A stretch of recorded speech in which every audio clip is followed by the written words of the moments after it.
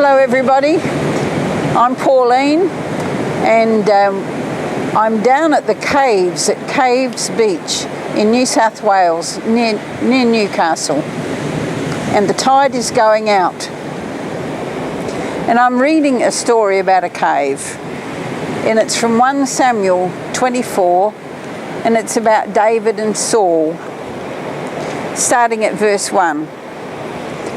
After Saul returned from pursuing the Philistines, he was told, "David is in the Desert of En Gedi."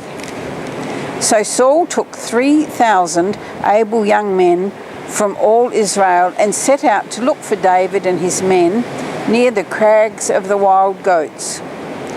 He came to the sheep pens along the way. A cave was there, and Saul went in to relieve himself. David and his men were far back in the cave.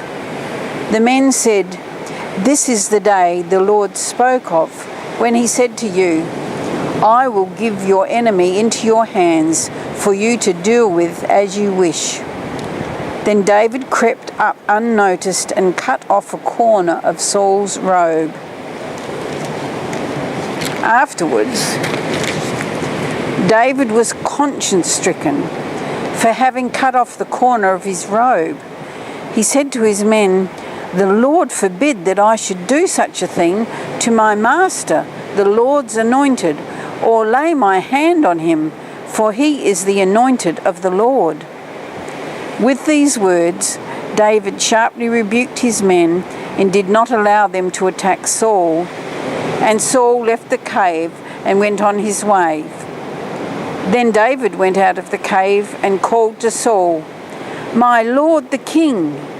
When Saul looked back behind him, David bowed down and prostrated himself with his face to the ground. He said to the Saul, "Why do you listen when men say, 'David is bent on harming you'? This day you have seen with your own eyes how the Lord delivered you into my hands in the cave. Some urged me to kill you, but I spared you. I said, 'I will not lay my hand on the Lord's anointed, because he is the Lord's anointed.'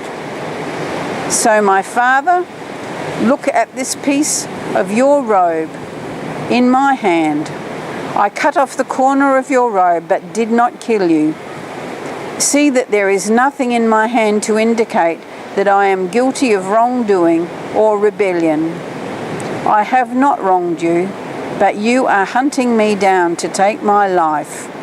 May the Lord judge between you and me, and may the Lord avenge the wrongs you have done to me, but my hand will not touch you." Well, Paul and I have been blessed to go to En Gedi, and it truly is a desert. So it was lovely for us to see where this actually happened.